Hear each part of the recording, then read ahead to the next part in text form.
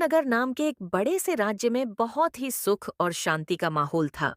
यहाँ के लोग मेहनती और खुशमिजाज स्वभाव के थे। यहाँ के राजा अर्जुन सिंह बहुत ही दयालु और न्यायप्रिय शासक हैं। उनके द्वारा बनाए गए कानून और नीतियाँ हमेशा समाज की भलाई के लिए होती हैं। राजा अर्जुन सिंह की एक बेटी थी जिसका नाम मीरा था, जो अब कुछ ही दिनों में सूर्यनगर की रानी बनने वाली थी।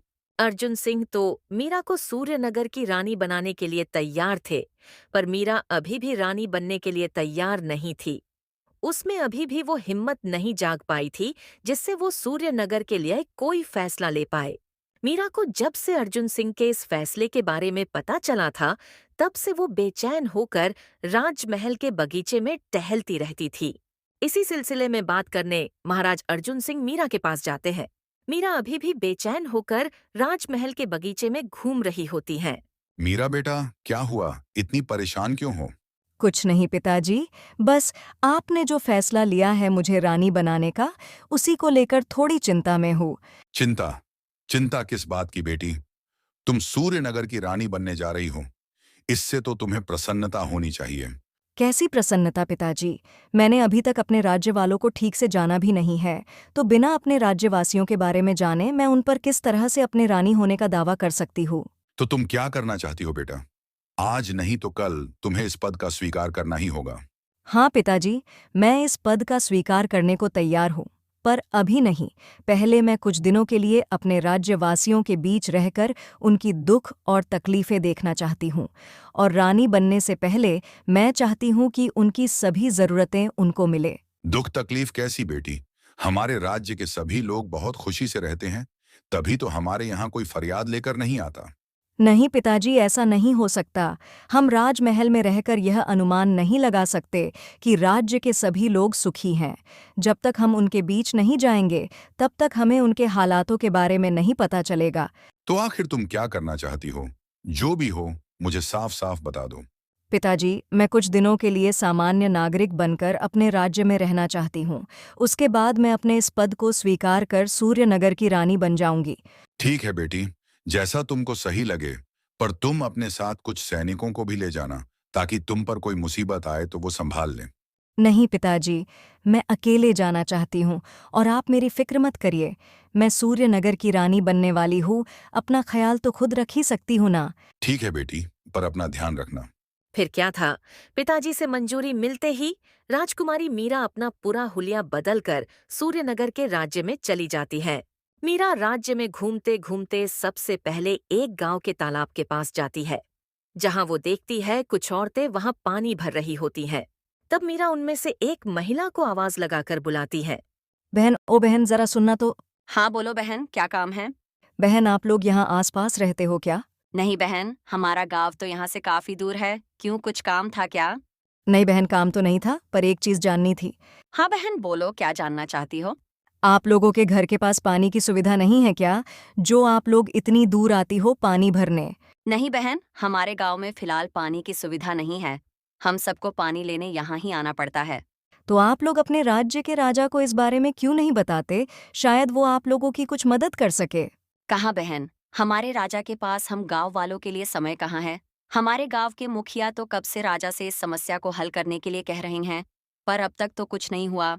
मीरा उन महिलाओं की बात सुन इतना तो समझ जाती है कि सबसे पहले इनकी पानी की समस्या दूर करनी होगी। इन महिलाओं की बात सुन मीरा सोचती है, ऐसे कैसे हो सकता है? पिताजी तो बोल रहे थे कि राज्य में कोई समस्या नहीं है, तो ये समस्या कहाँ से आ गई? मुझे इस बारे में पता लगाना होगा। धन्यवाद बहन, क्या आप मेरी एक छोटी सी मदद और कर सकती हो? हाँ बहन बोलो ना, क्या करना है?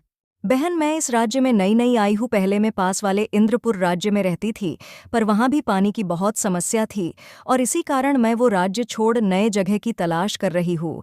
क्या आप मुझे अपने गांव के मुखिया से मिला सकती हो, ताकि मैं उनकी सहमति लेकर इस गांव में रह सकूं?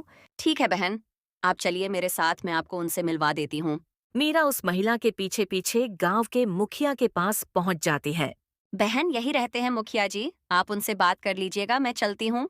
अच्छा ठीक है बहन, आपका बहुत बहुत धन्यवाद। मीरा को मुखिया के घर के सामने छोड़ वो महिला वहां से चली जाती है, और मीरा मुखिया जी को आवाज लगाती है। मुखिया काका, ओ मुखिया काका, क्या आप घर पर हो? मीरा की आवाज सुन मुखिया बाहर आता है। हाँ बोलो बेटा, क्या हुआ? कुछ काम था क्या? हाँ काका, मेरा नाम मीरा है। मैं पास वाले राज्य से आई हूँ। वहाँ पानी की बहुत समस्या है। पानी लाने मुझे अपने घर से काफ़ी दूर जाना पड़ता है और मेरे साथ मेरी बूढ़ी माँ रहती है, जिनकी तबीयत बहुत खराब है। जब मैं पानी लाने जाती हूँ तो उनका ध्यान रखने के लिए कोई नहीं होता। इसलिए मैं यहाँ आई हूँ ताकि मुझे आपके गाँव में रहने की जगह और इजाज़त मिल जाए। मुखिया मीरा की बात सुन थोड़ी सोच में पड़ जाता है। अब इस बच्ची को मैं यहाँ रहने कैसे बोलूं? हमारे गांव की भी तो यही समस्या है। बेटा, मैं तुम्हें यहाँ रहने की जगह और इजाजत दोनों दिला दूं। पर बेटी, हमारे गांव की भी यही समस्या है। हमारे गांव से भी पानी लाने गांव के बाहर वाले तालाब पर जाना पड़ता है। पर मुखिया काका, मैंने तो सुना था इस राज्य में कोई समस्या नहीं है। इस राज्य के राजा इस राज्य के सभी गांवों का बराबर ध्यान रखते हैं और इस राज्य में सब हंसी खुशी से रहते हैं। देखो बेटी, मैं तुम्हें झूठा दिलासा नहीं देना चाहता हूँ, पर ये बातें सिर्फ बनाई गई हैं।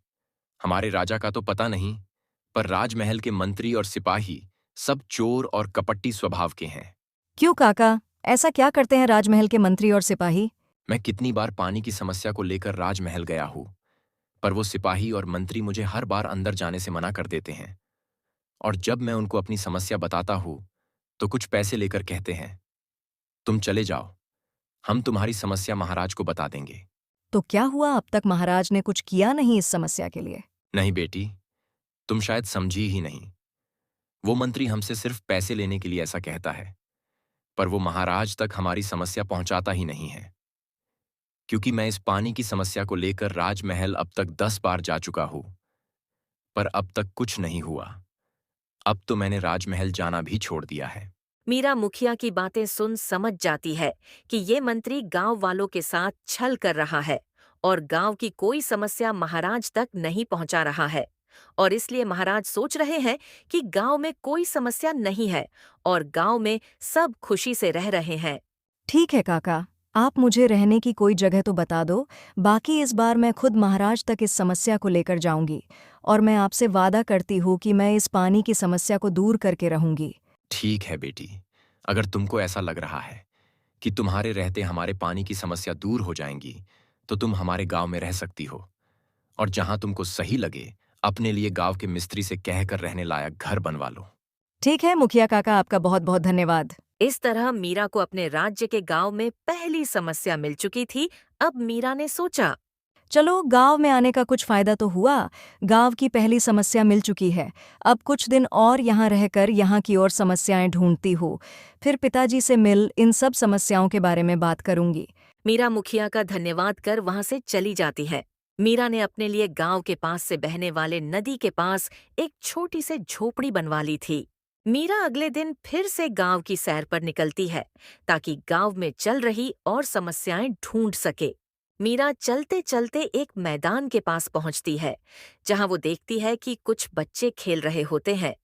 मीरा फौरन उन बच्चों के पास पहुंच जाती है और उनमें से एक बच्चे को आवाज लगाती है। बच्चा, जरा यहाँ आना तो। उन बच्चों में से एक लड़का, जिसका नाम सोनू था, वो मीरा के पास आता है। बोलिए दीदी, क्या हुआ? कुछ काम है क्या? हाँ बेटा, काम तो है, पर उससे पहले तुम अपना नाम बताओ। दीदी, मेरा नाम सोनू है। सोनू बेटा, तुम कौन सी कक्षा में पढ़ते हो? दीदी, मैं स्कूल नहीं जाता हूँ। सोनू से यह बात सुन मीरा चौंक जाती है। क्यों बेटा, तुम स्कूल क्यों नहीं जाते हो? दीदी, गांव का स्कूल जाने लायक बच्चा ही नहीं है तो कैसे जाऊं? क्यों बेटा, ऐसा क्या हुआ है स्कूल को? दीदी, एक बार आप खुद ही चलकर देख लीजिए। आप जब देखोगी तब आपको पता चल जाएगा। अगर ऐसी बात है तो एक काम करो सोनू बेटा, मुझे ले चलो अपना स्कूल दिखाने। मीरा सोनू के साथ उसका स्कूल देखने जाती है। स्कूल के पास पहुंचकर मीरा देखती है स्कूल की हालत तो बहुत खराब थी। स्कूल की बाहरी हालत देख मीरा स्कूल के अंदर चली जाती है ताकि वो स्कूल की अंदरूनी हालत देख सके। मीरा जब अंदर जाती है तो देखती है स्कूल जैसा बाहर से खंडर हो चुका है, वैसे ही अंदर से स्कूल के वर्गों की भी हालत खराब थी। स्कूल के वर्गों में खाली ब्लैक बोर्ड था और उस पर भी मकड़ियों का घर बन गया था। सोनू बेटा, स्कूल की ऐसी हालत कैसे हुई? ऐसा लग रहा है जैसे सालों से यहाँ कोई आया ही नहीं है।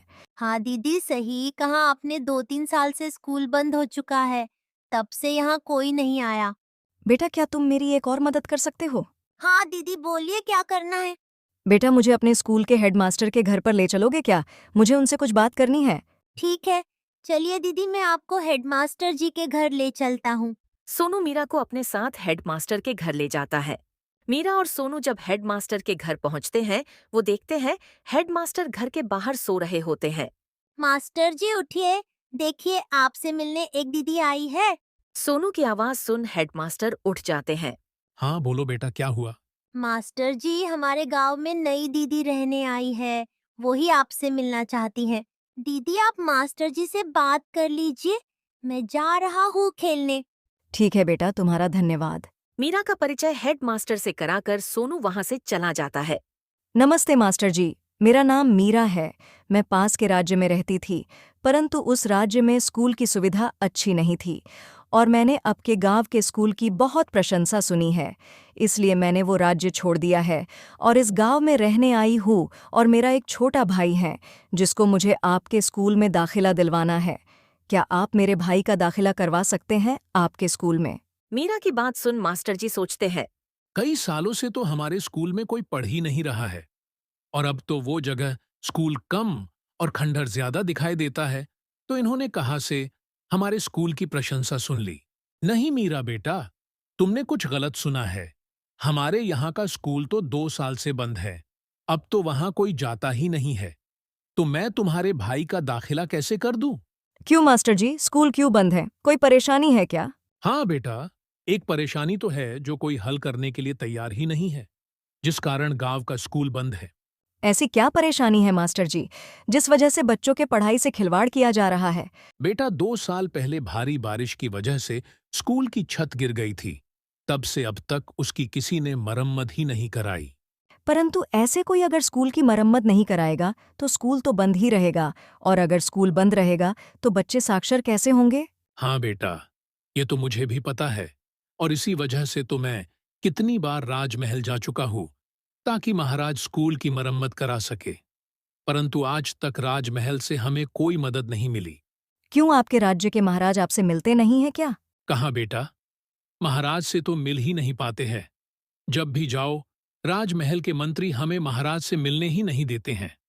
वो हमसे कुछ पैसे ले लेते हैं और कहते कि हमारी फरियाद महाराज तक पहुंचा देंगे, पर आज तक महाराज से किसी तरह की मदद आई नहीं है। अब तो थक चुका हूँ राजमहल के चक्कर लगाकर। ठीक है मास्टर जी, अगर ऐसी बात है तो मैं इस बार खुद जाऊंगी राजमहल महाराज से इस सिलसिले में बात करने। ठीक है बेटी, तुम भी जाकर बात करके देख लो, शायद कुछ बात बन जाए। आखिर गांव के बच्चों के भविष्य की बात है। इस तरह मीरा को गांव की दूसरी तकलीफ भी पता लग गई थी। मीरा इतना तो समझ गई थी कि जब पानी और शिक्षा, जो हर व्यक्ति का अधिकार है, उसके लिए गांव वाले परेशान हो रहे हैं, यानी कि गांव में और भी परेशानियां तो जरूर होंगी। इसलिए मीरा कुछ दिन और गांव में रुकने का निर्णय लेती है। ठीक है मास्टर जी, मैं आपसे अब तभी मिलूंगी जब गांव के स्कूल की मरम्मत हो चुकी होगी। ठीक है बेटा, जाओ, जो हमसे नहीं हो पाया शायद वो तुम ही कर दिखाओ। मीरा मास्टर के यहाँ से निकलकर सीधा गांव के चौराहे पर जाती है, ताकि वो गांव के उम्रदराज लोगों से मिलकर उनकी भी समस्या पता कर सके। मीरा जब चौराहे की तरफ जा रही होती है, तभी वो देखती है कि पास में पेड़ के नीचे एक बूढ़े काका रो रहे होते हैं। काका को रोते देख मीरा बूढ़े काका के पास चली जाती है। क्या हुआ काका, क्यों रो रहे हो? कुछ तकलीफ है क्या? नहीं बेटा, बस ऐसे ही। बोले काका, मुझे आप अपनी बेटी ही समझिए और बोले क्या तकलीफ है, क्यों रो रहे हो? कुछ नहीं बेटी, बस थोड़ी घर की परेशानी से परेशान हूँ। क्या हुआ आपके घर पर, मुझे बताइए, मैं आपकी शायद कुछ मदद कर सकूं।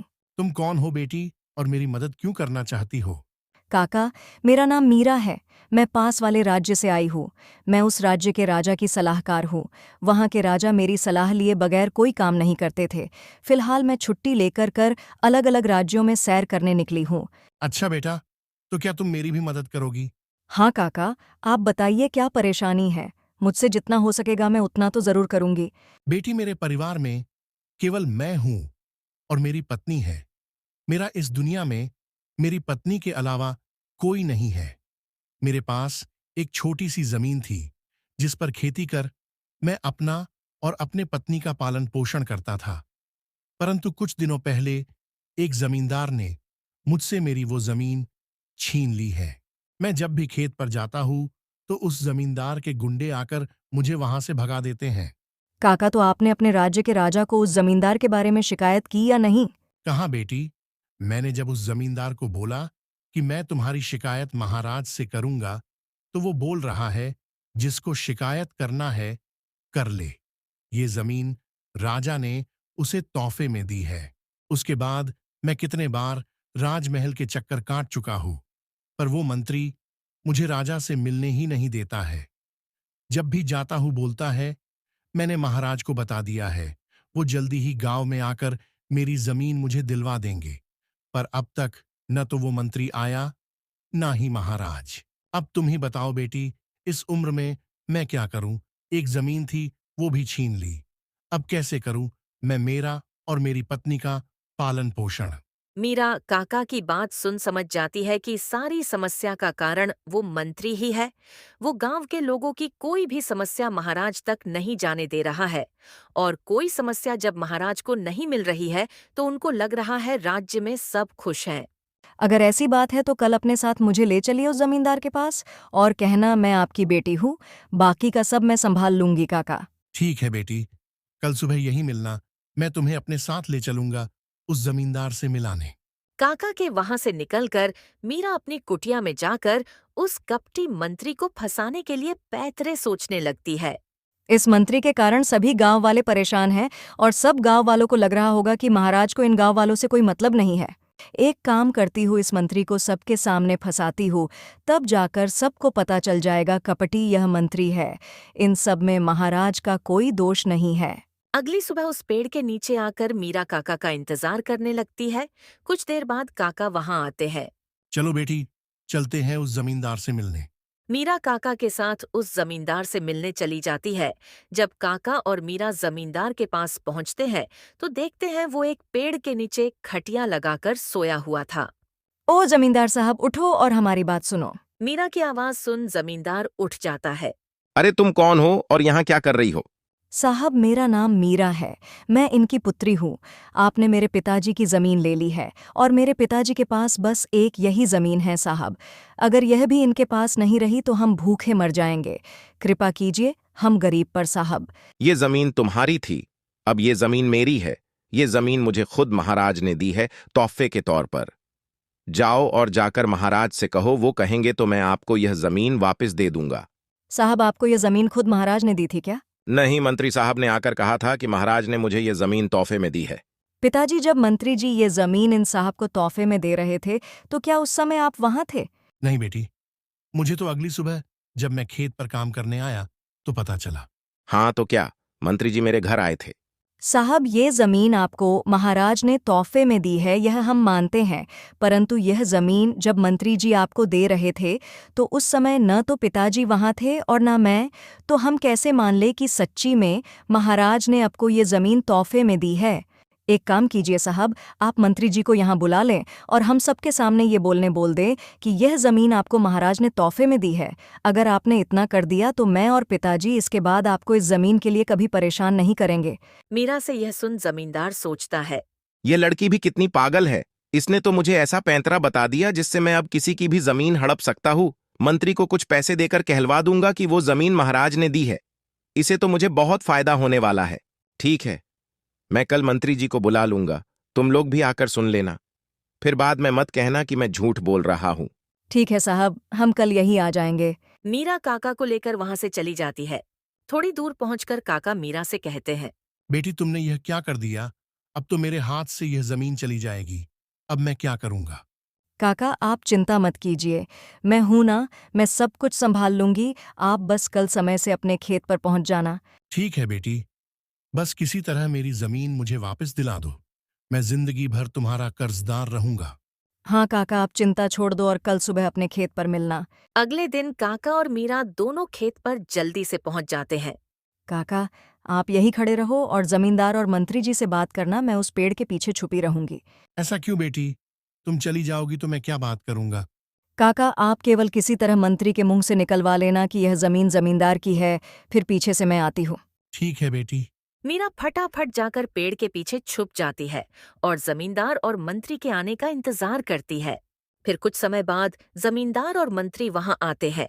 नमस्कार मंत्री जी। नमस्कार। और बताओ, क्या सुनना चाहते हो तुम मेरे मुंह से? रुकिए मंत्री जी, ये नहीं इसकी बेटी सुनना चाहती है।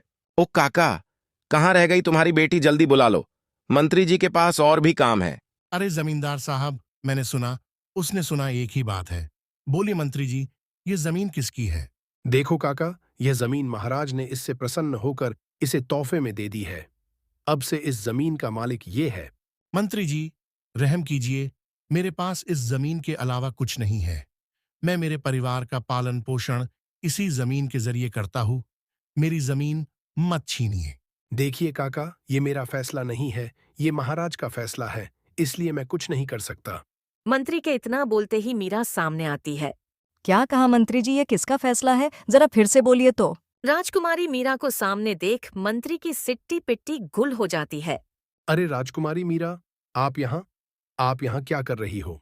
मेरी छोड़िए मंत्री जी, आपने जो गांव में राजमहल की नाक कटवा कर रखी है, इसकी चर्चा तो मैं पिताजी से करके रहूंगी। आप यहाँ अपना जेब भरने के लिए भोले भाले गांव वालों से पैसे ले रहे हो और उनकी फरियाद तक महाराज तक नहीं पहुंचा रहे हो। और वहाँ महाराज सोच रहे हैं राज्य में सब सुखी है, किसी को कोई परेशानी नहीं है। उन बेचारों को तो पता भी नहीं उनका मंत्री क्या गुल खिला रहा है। मीरा से ये सारी बातें सुन मंत्री डर जाता है और मीरा के पैरों पर गिर माफी मांगने लगता है। मुझे माफ कर दीजिए राजकुमारी, आइंदा मैं ऐसी गलती नहीं करूंगा। कृपा कीजिए और मुझे माफ कर दीजिए। आप मुझे माफ कर दीजिए मंत्री जी, पर अब आपका फैसला तो पिताजी करेंगे, क्योंकि आप सालों से इन बेचारे गांव वालों को छोटी छोटी सुविधाओं के लिए तरसा रहे हों।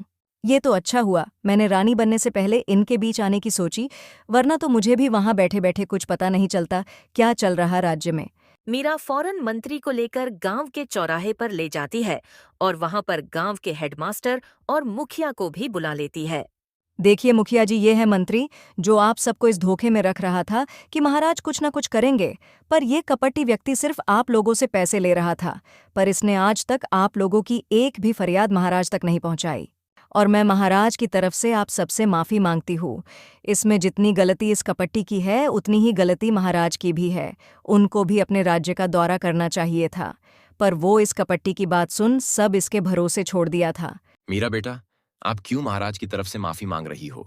मुखिया काका, मैं हूँ मीरा, आपके राज्य के महाराज की पुत्री राजकुमारी मीरा। मीरा की यह बात सुन सारे गांव वाले मीरा के नाम का जयकारा लगाना शुरू कर देते हैं।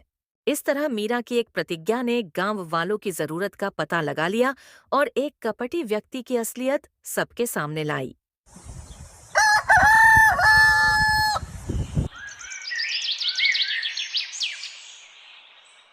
भारत के एक बड़े से राज्य में एक छोटा सा गांव था। इस गांव का नाम जीवन नगर था। जीवन नगर वैसे तो पहले बहुत खुशहाल गांव था। यहाँ चारों तरफ हरियाली और हरे भरे लहलहाते खेत दिखाई देते थे। परंतु कुछ समय से जीवन नगर में बरसात न होने के कारण गांव में सूखे वाले हालात हो गए थे। गांव में अचानक आए इस सूखे के कारण सभी गांव वाले परेशान हो गए थे। गांव में आए इस सूखे के कारण गांव के कुछ लोग मिलकर गांव के मुखिया के पास जाते हैं। मुखिया के घर के बाहर पहुंचकर सोनू मुखिया को जोर जोर से आवाज लगाता है। मुखिया जी, ओ मुखिया जी, घर पर हो क्या? हाँ, घर पर ही हूँ। बोलो क्या हुआ? अचानक पूरी मंडली लेकर यहाँ कैसे आना हुआ? अचानक? लगता है आपका गांव पर ध्यान नहीं है मुखिया जी। मैं कुछ समझा नहीं सोनू, जरा साफ साफ कहो, कहना क्या चाहते हो? मुखिया जी, हम गांव में आए सूखे को लेकर परेशान हैं। उसी सिलसिले में बात करने आपके पास आए हैं।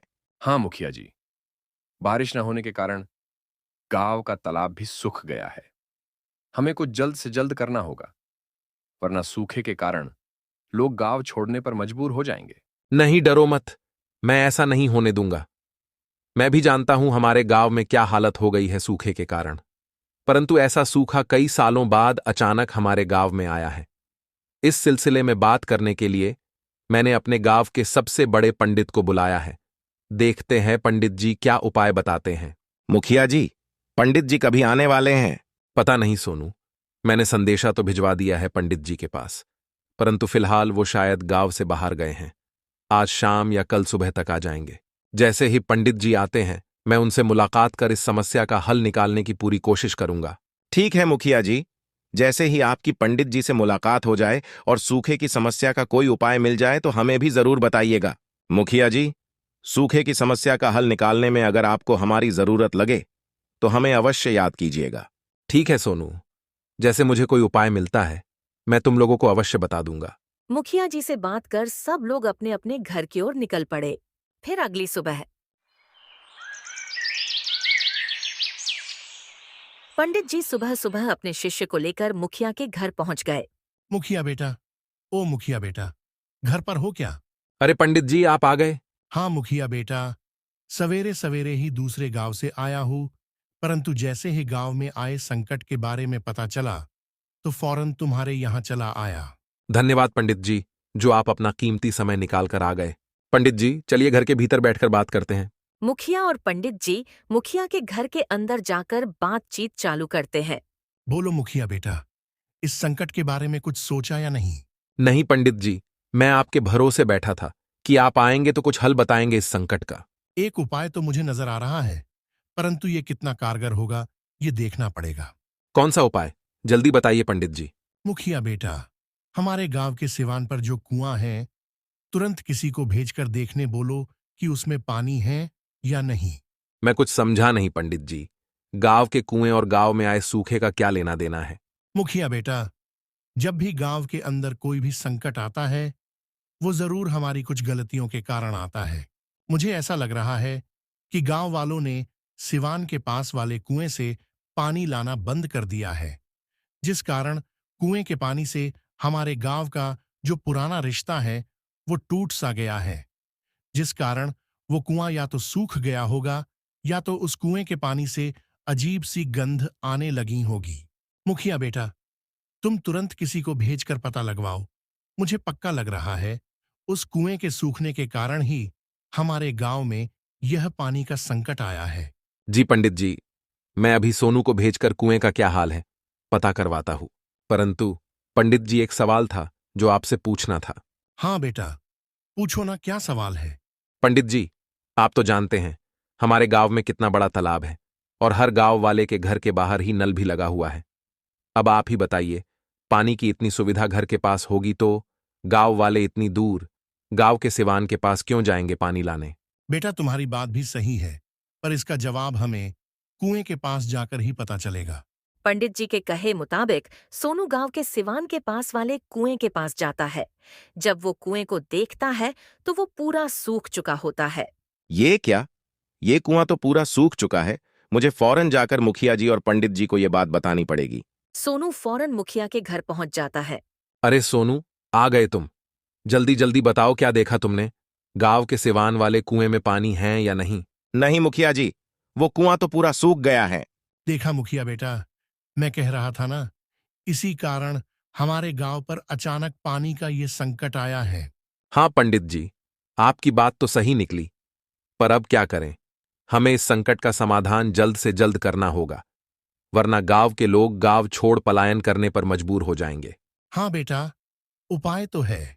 हमें उस कुएं के पास हवन कर उस कुएं से जुड़े शक्ति को शांत करना होगा, तभी हमें इस सूखे से आजादी मिलेगी। तो किस बात की देरी है पंडित जी? चलिए, जितनी जल्दी हो सके हम वो हवन शुरू कर देते हैं। ठीक है बेटा, मैं हवन से जुड़े सामान को लेकर उस कुएं के पास पहुंचता हूं। तुम भी कुछ गांव वालों को लेकर कुएं के पास पहुंच जाना। मुखिया जी कुछ गांव वालों को लेकर गांव के सिवान के पास वाले कुएं के पास पहुंच जाते हैं।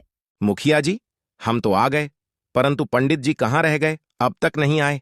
अरे सोनू, पंडित जी ने कहा था तुम लोग पहुंचो, मैं हवन की सारी सामग्री लेकर आऊंगा। शायद इसी वजह से समय लग रहा होगा। तभी पंडित जी अपने साथ हवन का सामान लेकर वहां आते हैं। आइए पंडित जी, हवन के लिए सारी सामग्री तो मिल गई ना? कुछ कम तो नहीं पड़ रहा है? नहीं मुखिया बेटा, सब सामान मिल गया है। चलो हवन की शुरुआत करते हैं। पंडित जी हवन की शुरुआत करते हैं। सभी गांव वाले पंडित जी के साथ हवन में बैठ जाते हैं। कुछ समय बीत जाता है, हवन चलता रहता है। तभी अचानक से कुएं के अंदर से रोशनी आना शुरू होती है और कुएं के अंदर से परी बाहर आती है। परी को देख सब हैरान रह जाते हैं। बाहर आते ही परी पंडित जी से कहती हैं, प्रणाम पंडित जी, बोलिए आप यहाँ ये हवन क्यों कर रहे हैं? प्रणाम कुएं की परी। हमारे गांव में अचानक से सूखे का संकट आन पड़ा है और इसी बीच आपका ये कुआं भी सूख गया है। इसलिए हमने सोचा शायद कुएं की शक्ति हम गांव वालों पर गुस्सा हो। इसी वजह से हमारे गांव पर ये संकट आया है। तो उसी शक्ति को शांत करने के लिए हम ये हवन कर रहे हैं।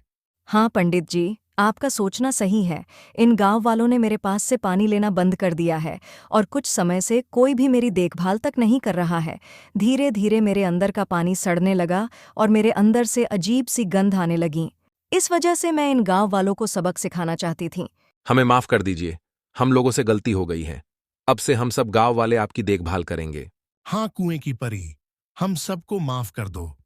अब हम सब लोग आपकी सफाई करेंगे और आगे इस बात का ध्यान रखेंगे कि आपको कभी इस तरह के हालात से गुजरना न पड़े। ठीक है पंडित जी, इस बार मैं इन गांव वालों को माफ कर देती हूँ।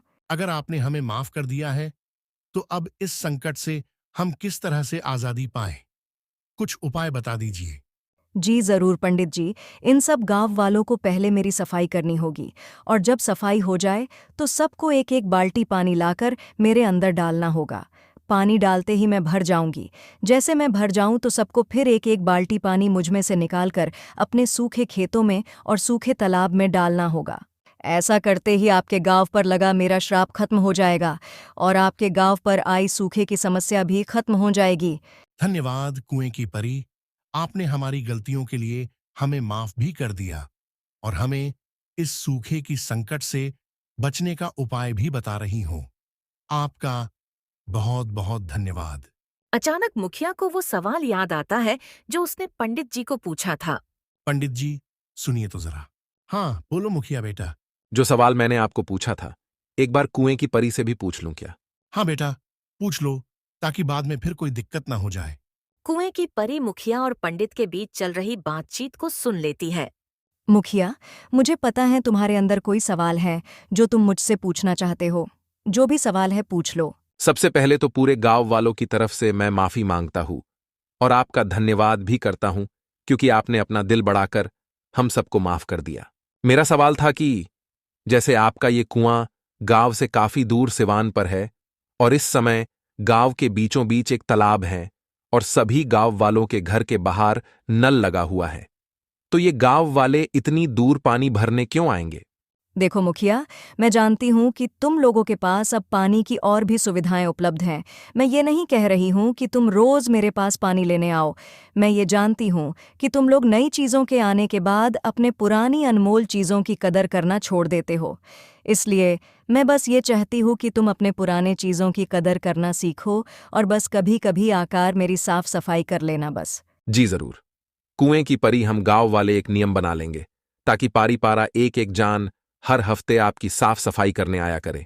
बहुत अच्छे मुखिया, चलो अब मैं चलती हूँ और मैंने जो जो बातें बताई हैं उन सारी बातों का ध्यान रखना। नई चीज़ों के मिलते पुरानी चीज़ों की कदर करना मत छोड़ा करो। ये पुरानी चीज़ें ही उस समय तुम्हारे साथ थे जब तुम्हारे पास ये नई चीज़ों का नामो निशान नहीं था। जी कुएं की परी, हम आपकी हर बात का ध्यान रखेंगे। कुएं की परी फिर से अपने कुएं के भीतर चली जाती है।